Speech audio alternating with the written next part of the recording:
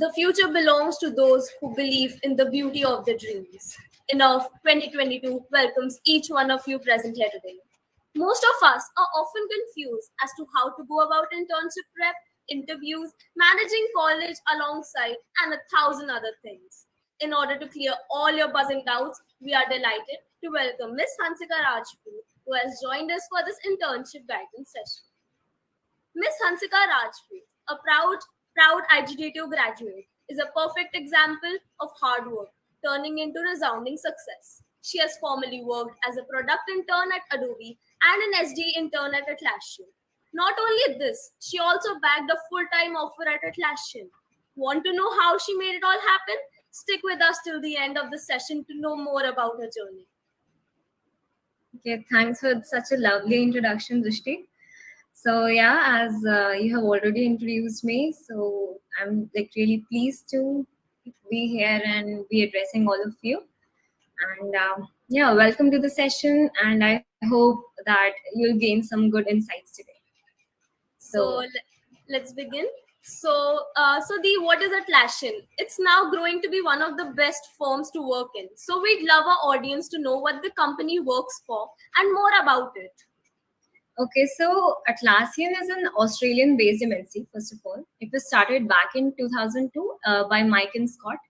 And it builds products that are related to like productivity tools, that you can say collaboration tools. And the most flagship product of them is Jira, Confluence, Trello. I'm not sure that if the first year, second year students must have heard these products, but if you go on interning, for example, when I interned at Adobe, so I was using these products. So most of the companies in Google and many other software companies use these products for their team management and project management, etc. So I think that's a brief introduction that's necessary. Okay. So moving on, how did you get to know about this internship opportunity at Atlassian? So Atlassian came as an on-campus company here in IGDTW. So I applied for it. I applied for it as an FT. So yeah, and I gave the interviews and I bagged the opportunity. Okay. So what are the different ways in which students can keep a track of off-campus internship opportunities? So Atlassian keeps on releasing whatever the job openings are on LinkedIn as well. So just follow the company on LinkedIn. And there are many other openings as well, like Glassdoor and other sites that you can follow for any openings that you get recently. But the most common area, like where students can know about off campus, is through LinkedIn. So just stay in tune with that. So moving on, please take us through the process of your internship preparation, the various rounds, your preparation for it, and the interviews. Okay. So this internship prep thing would be divided into two parts because it's different for the people who are applying as interns, and it's different for people who are applying as full-time roles. So those who are applying for 2-month internships, like for summer internships, basically. So they'll be having would be a hacker rank round that you must be knowing. It would consist of, I guess, 4 questions in 90 minutes that you have to do. And the questions aren't that difficult. It would be like 1 simple question, 1 easy type, 2 medium type, and 1 difficult question maybe. So you are expected to do that. So if it's an on-campus, opportunity, then the top 10 or something students would be get selected for the interview round. And so there will be 2 rounds in case of when you are applying for internship. First one would be the DSA based round, and it would again be like 2 questions would be asked on basic DSA. You should be knowing data structures well. You should have solved good amount of questions to be able to solve what you say, and you should be able to explain it well. And these are the tips that you should take in mind. Like you should be able to solve the question and you should be able to explain it as well, because I've seen that people who are able to solve it but they are not able to explain what they are doing. So just practice that as well. And So it's not expected for the interns that they should know everything, that the question is given and they just solve it, like, you know, just they tell it once and then you solve it whole. They don't expect you that.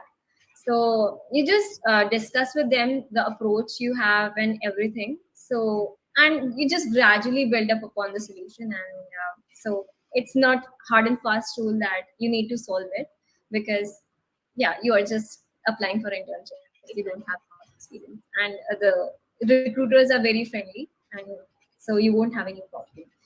And the second round would be managerial based round. It would be a value based round. So you should be knowing of Atlassian 5 values, and they'll be asking questions on the basis of those 5 values of Atlassian. That basis on your experience, that did you follow those 5 values in your real life situation, whatever, either in societies you were working.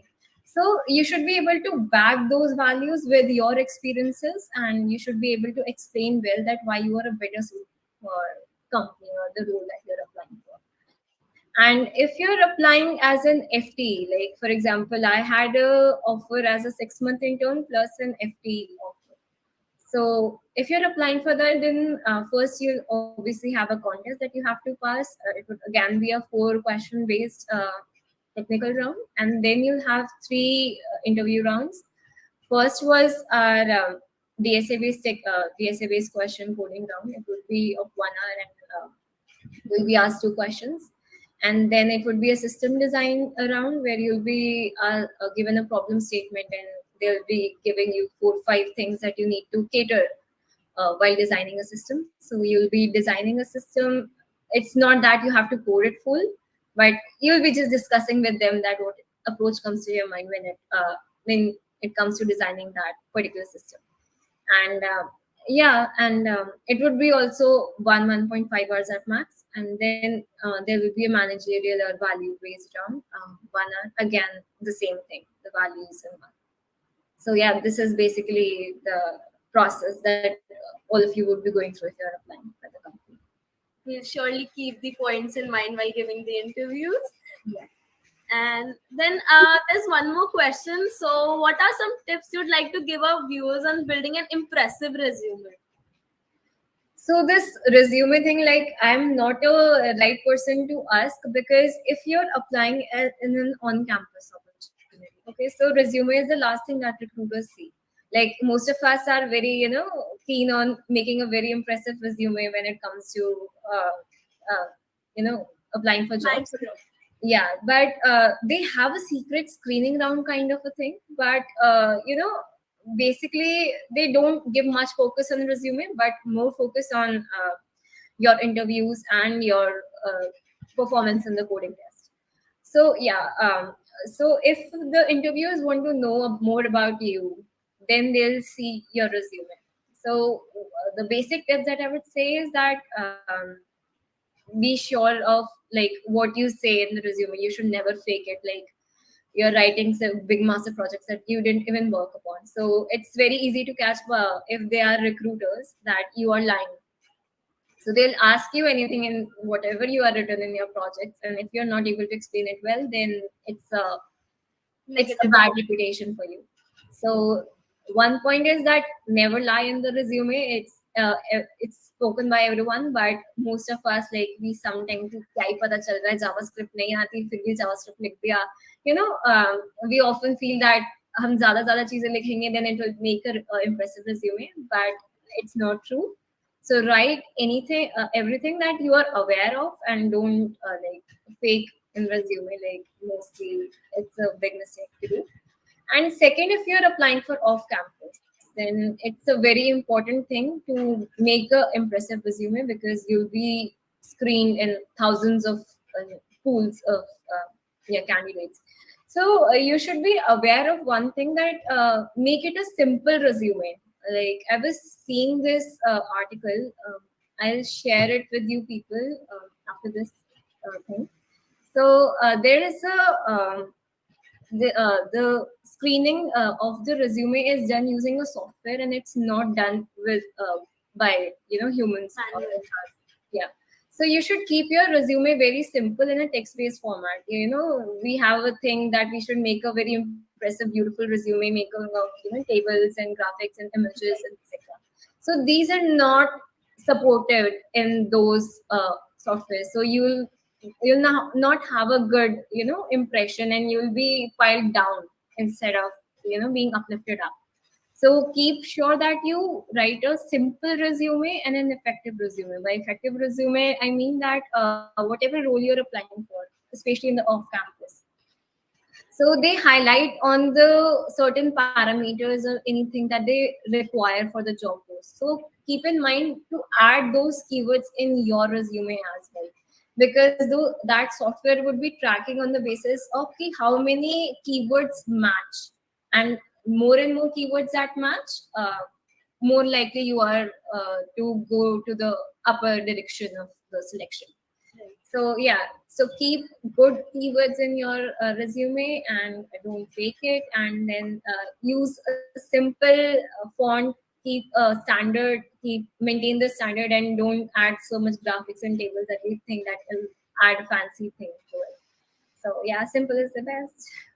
I hope this helps a lot of people out there. So, how was your internship experience? And what did you work on? How was it working with Atlassian? Okay, so working with Atlassian was a very good experience, I would say, because like I have talked to many other my fellow colleagues as well in different companies. But what I feel is that Atlassian is a very open company, and they even have this value of open company, no bullshit. So like it's a very open company. You can talk to anybody, you can approach anyone, you can ask questions, ask as many questions to anyone, and everyone would come and help you out. So like it's a very beginner friendly company, I would say, like those who are beginning their careers. So it's a very good company to learn, because I got many learning opportunities, and I could approach anyone, and everyone would be delighted to help you and not piss you off, like because you're an intern. Yeah. Right. So yeah, so it was a very good company, and it was a very good experience for me as an intern. So I could approach anyone. I was learning news. I was working on new tech stuffs, and so I worked both on front end and back end while in my internship. And yeah, I was able to make an impact. So it was a good experience. So, how was your conversion from intern to full time like? Yeah, so abhi filhal, like I'm working as an FT. It's like 1 month. It has been 1 month since I'm working in FT, and till now it's my onboarding is going on for the full time. Because I've joined a different team now as a full time. So yeah, if I did say that conversion was like, first of all, I had a dual offer, so it was not a performance based thing for me. I have to perform well in internship to get an FTE offer. So I had an offer already. And if I'd say that what's the difference between working as an intern and working as a full time, I don't see any, because I was working the same as I was working as an intern. So Atlassian doesn't, differ between that. These are interns, so they will be giving some dummy projects or that. I was working on real life projects at that time, and I'll be working on them right now also. So there's not a conversion or a specific thing that I can highlight that this was a difference. But whatever it is, like working is a different kind of zeal or exciting thing after college. Or yeah. So, I hope a lot of people, just will actually help them. So now let's open the floor for questions from the audience.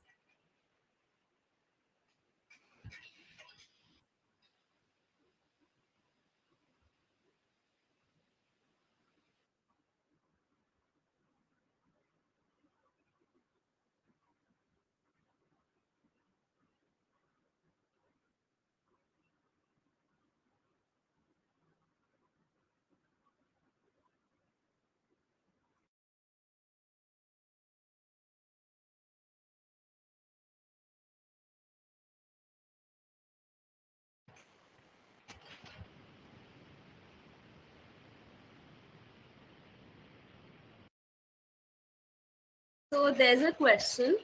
Is it necessary to have back-end development expertise? While you're applying for FT or like intern? I guess the question was Okay. just this much, so I guess both. Yeah, so if it depends on what position you're applying for. So if you're applying as an intern, so interns are not expected to know anything. So whatever you would be doing in the company, they'll be giving you different, guidelines that these are the things that you need to learn before implementing whatever you'll be working on.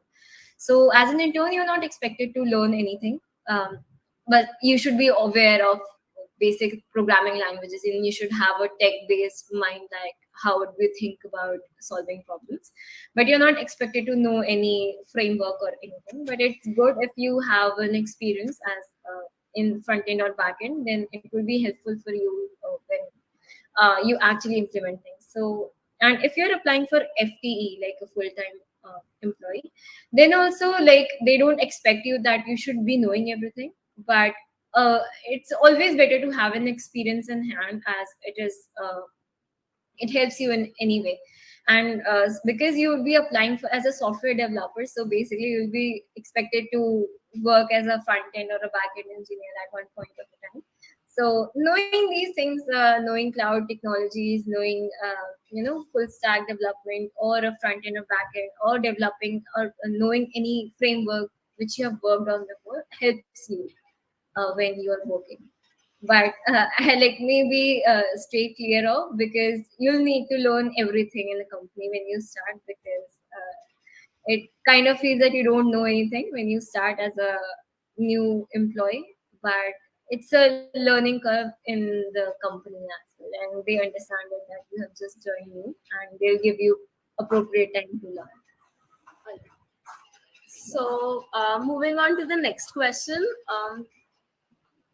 What type of projects did you work on In my internship. in your internship or in your college period? Okay.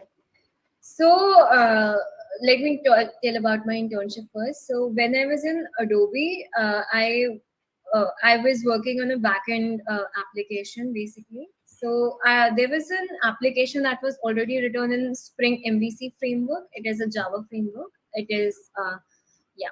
I don't know if you people be must be knowing it. First, second years won't be knowing it.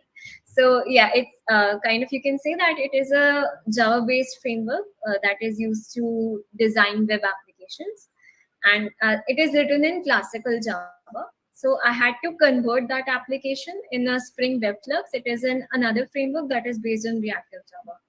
So I had to make this migration from one technology to another, and so make the code changes as well. And then I have to test both of these applications by I had to load test them, see which is performing better in by giving certain parameters, thresholds, etc.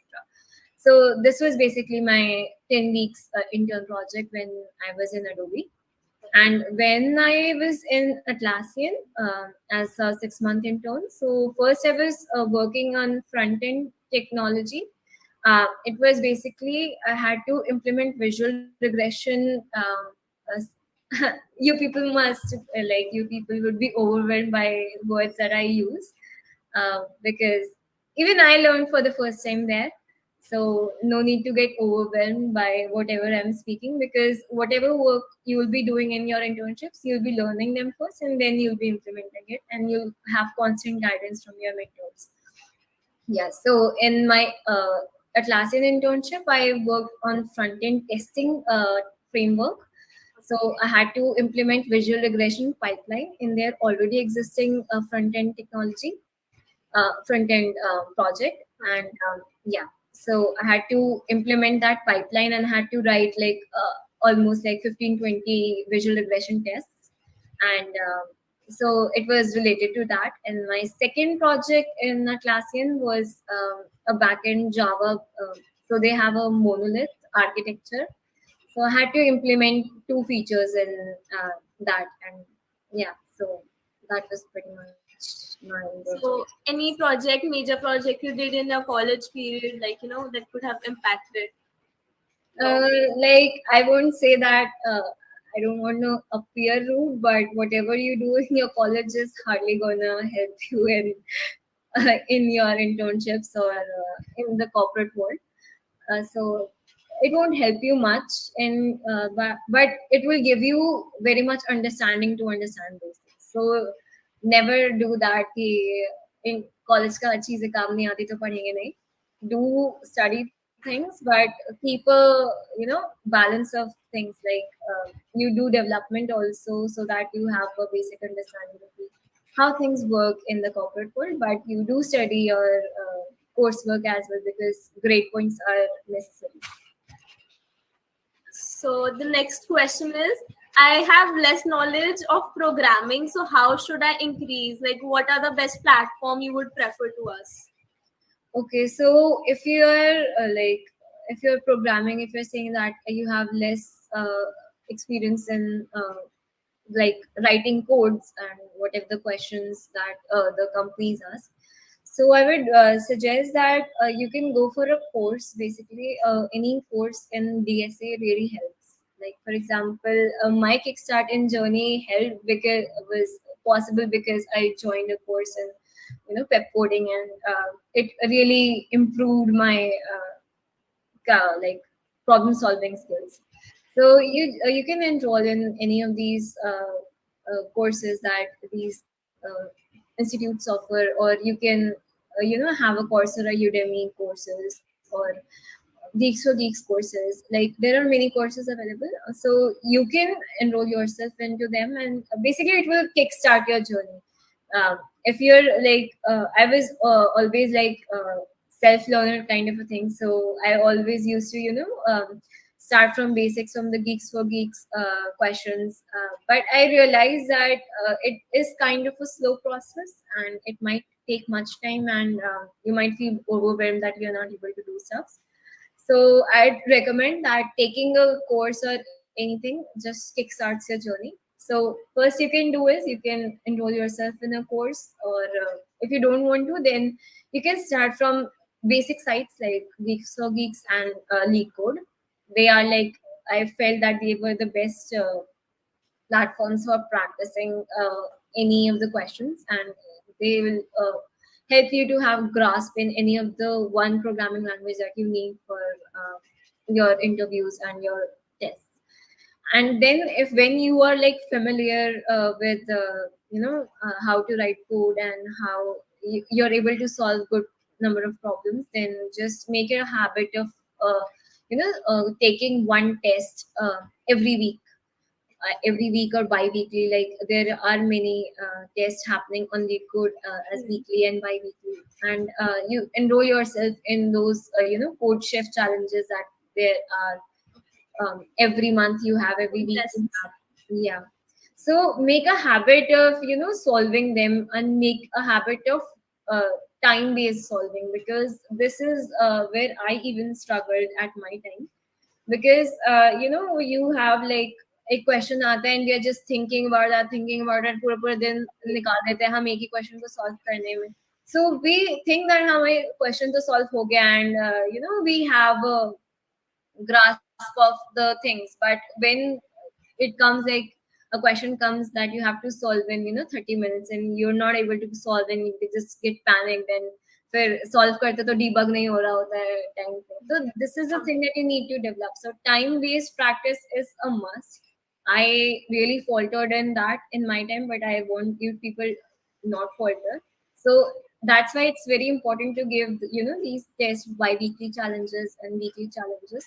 I'm not saying that you will be able to solve those questions and first go, that first time you're taking this and all questions will be solved. That won't happen.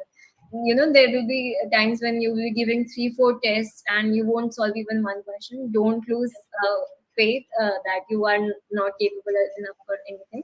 Just try to solve those questions, take time, and ask your mentors or anybody, and see the solutions, see what are the best approaches to solve it, and gradually you will build it.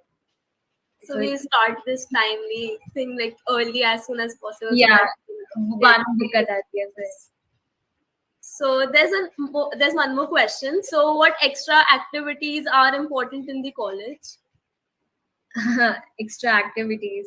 So when as I entered in my first year in college, so I was like pretty interested. Sari societies में part लूंगी and I'll be a very popular kid kind of thing. And I had this thing, but like if you were asking me from company perspective that if companies prefer students who are in certain societies and anything as that, I haven't seen that. So companies only judge you on the basis of what BSA skills and what problem solving skills you have, and what projects you have worked upon. So companies won't judge you on the basis of any of these societies you are a part of. But this is not the only thing that you are required for your overall development. So I'll recommend that whatever societies you resonate with, do definitely join them, and it will help you develop your personality, because college is just not about studying. It's about building connections. It's about building, good habits with good people. Because if you'll enter in good societies, you'll have, good seniors to guide you. So when I entered college, I joined Enactus. Yeah, so I became project leader afterwards in that, and that I would say that that society really helped me open up, because I was really a shy kid when I entered college. But I went to business plan competitions. I've worked with various NGOs. I've worked with the teams. So these things, develop your personality.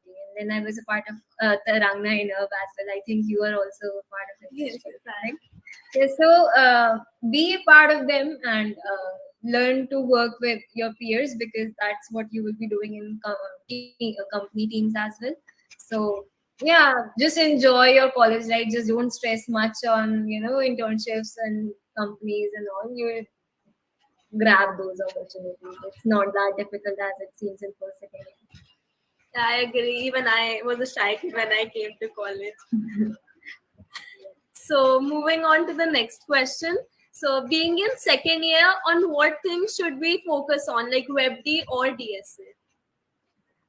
That's a good question, I would say, because सब लोग काफी interested होते हैं इस question को जानने में, that which thing you should be focusing on. So like this is the thing that I'd say that DSA, don't leave it, because DSA is the thing that you will be needing for cracking your interviews. Like, I know I have left DSA now, but I'll go back to it, because even if I want to switch companies in future, then they'll also ask DSA. Though we will not be using DSA in the companies, I don't use DSA. I just use OOP concepts and basic my language stuffs, and more on the technical softwares like Docker, etc. But DSA is required for grabbing any interviews or any company in that. So never ever leave your DSA practice, because I have seen that when you leave your DSA practice, for example, you're leaving it for a month or two, then when you go back to the questions, you'll see, oh my god, ye kya tha, ye maine kabhi padha bhi tha, mujhe to pata bhi nahi hai. So it would be always a start that you are starting from the beginning. Though it won't be that difficult because you have done it before, but it would be a task to start that again. So I'd say that never leave your DSA practice. Like there's a very good thing happening in lead code, that you just solve one question every day.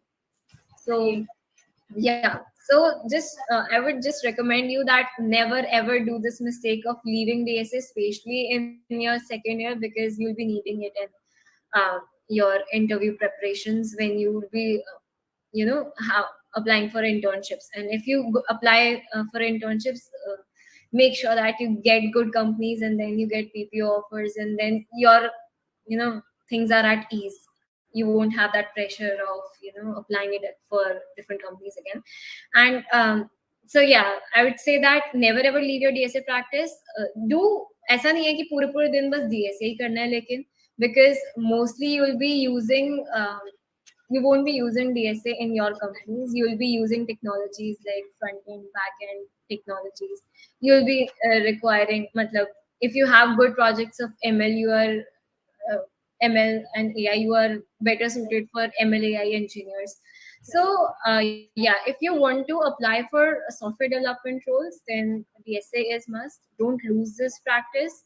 You can, have मतलब कम practice करो एक बार में and more focus on technology, and then you can go back to practicing very much DSA when the interviews or companies placement season is near. So just drop all your technology work and just switch back to DSA. Yes. Yes, yeah. So I But will. sometimes WebD feels like more interesting than DSA, and then we just It go was into. always a thing with me because I liked working with technologies more and less on DSA. And I would say that that was the thing that I used to leave DSA, and I used to leave those time bound practices and tests. And then I suffered for it. And so I would say that you people don't do it. And just keep those time based practices. Just it's a struggle, I know कि जब मन नहीं कर रहा होता Saturday Sunday घूमने का मन है, but make it a habit. I think you will just reward yourself in future that make it a habit of giving tests every Saturday or every Sunday, and just solving just one question at least in a day. So if you have this practice, then no one can stop you, for grabbing good placements. Yeah. I hope everyone follows this. Yeah, it's really good. If matlab, I'm saying I know 10, matlab, 2 or 3 would follow out of 10 people who are listening, but trust me, like I'm just telling you again and again, if you really want to be you always want to have DSA on your tips and you want to be quick on your problem solving skills, then this is the best habit that you can develop. I would personally follow this. Yeah, So, good. so there's one more question. So I have interest in Android dev, but I have started CPP. Like I've not invested much time on CPP. But should I consider switching to Java as I'm really interested in app development? Yeah, like if you are interested in app development, and so you should not be you should not leave it because there are many opportunities like GSOC, if you must be knowing Google Summer of Code, and there are many internships as well who pay good amounts of money to app developers. So you should never be having these things in mind that everyone, so my partner is doing competitive coding, so I should also do competitive coding. So you should be doing things that interest you. That's the first thing. So if you like Android development, then definitely go and learn Java. And I'd say that if you're learning Java, then you are in a much good like it's a better thing to do, because most of the companies like you'll say like 60-70% of the companies in software use Java as their primary language. So learning Java always have you'll have a upper edge in terms of the work that you'll be doing. It is not an upper edge in terms of giving interviews, like because some people say that companies ने Java वाले लोगों को prefer किया, ऐसा नहीं होता. Yeah, so it's your choice. You can give your interviews in any of those languages that you like. But most of the companies, like for example, I worked in Adobe, I'm working with Atlassian, both of them majorly use Java as their basic programming language. So, and I've seen as many of the other my friends as well. So they also use Java. So learning Java is a really good skill that you can have on your resume. And if you like app development, then definitely go for it. I know this competitive programming thing always stays in our head because everyone says that competitive programming karni chahiye. It will help you grab opportunities. I know, but let me tell you, I hated competitive programming. I didn't like it, and I was not at all a very good, code chef rank or something or code forces. I just used to keep a habit कि मैं test दे दिया करूँ so that I have this time bound practice. I'm not saying that follow me. Don't leave competitive programming, because if you are good with competitive programming, then many good companies like DirectEye, you can say, or the companies who like media.net or many companies who give really good base packages, like unka base बहुत ज़्यादा high होता है for those companies who apply just on the basis of your competitive coding and problem skills. So if you have interest in competitive programming, never ever leave it. It's a very good thing to grab like opportunities in. But like if I tell about myself, then I was not a fan of competitive programming, and I just just did some sort of questions on competitive programming that helped me ace my interviews and tests. So the last question for today. So what are the important topics in DSA that we should keep in mind while preparing for interviews? So this is a question mostly people ask you important questions for preparing for interviews, but there is no proper solution to it, and I'll tell you why. Because it's never ki you just learn data structures like linked list or trees and interviews में या फिर internship वाले interviews में पूछ सकते हैं, but usually FT वाले interviews में they won't ask you to remove a node from the tree और मिडिल में से लिंक लिस्ट में से वो नोड हटा दो, because these are not the questions that they usually ask. They ask you application based on those DSA.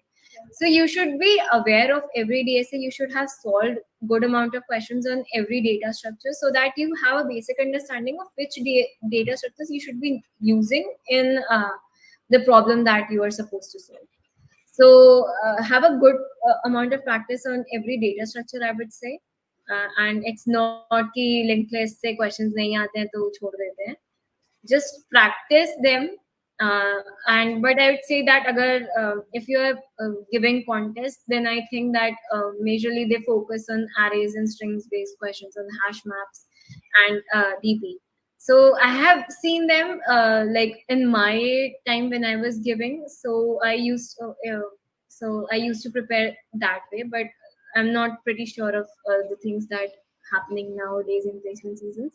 But like I used to feel that mostly array strings, hash maps, greedy algorithms, and DP was mostly asked in the contest. And DP was definitely asked as a difficult questions, and I used to find it quite difficult when I was preparing. But in interviews, I don't think so. They'll ask you much on DP. Like if you're applying for FT, then they can. But when you're applying for internships, I don't think so. They would like really give you any hard question on DP. If they'll give you, then they'll give you some easy questions like edit distance or basic DP questions that we used to solve like tracking salesman and all. And don't leave graphs, I would say, because most of us have this thing ki graphs so last mein aata hai, it's difficult and we leave it. But I would say that just practice graph questions as well. Like for example, DFS and BFS are important algorithms, topological sort, etc. And they might be useful for your interview experiences specifically. And whenever you are doing those algorithms, when you're learning like bubble sort or any or of the algorithms like DFS, BFS, for example, I said, and for example, binary search, you just don't learn these algorithms, but you practice the application-based questions on that. So, for example, in lead code also, you have like, for example, you type binary search-based questions, you'll have application-based questions on that. So practice those because you won't get to know कि अच्छा ये चीज तो मैंने पढ़ी भी थी but ये apply हो रही थी और मुझे पता नहीं चला. So practice more application based questions, I would say, rather than removing a note from here, there, and stuff, because they are not usually asked. They can be asked, but okay, yeah. So I hope all these points will be noted by everyone. So, what a wonderful session it was, Hansikali, for each one of us. Thank you for taking out your precious time and giving us such valuable guidance. I believe we all learned a great deal during this session. Thanks to you. Thanks to your experience and advice. Thank you so much for having me, and it was lovely talking with you. And all the best, and don't overwhelm yourself much. Enjoy your college life and build good connections. And all the best. Thank you, Dee. Bye. Bye. Thank you everyone for joining.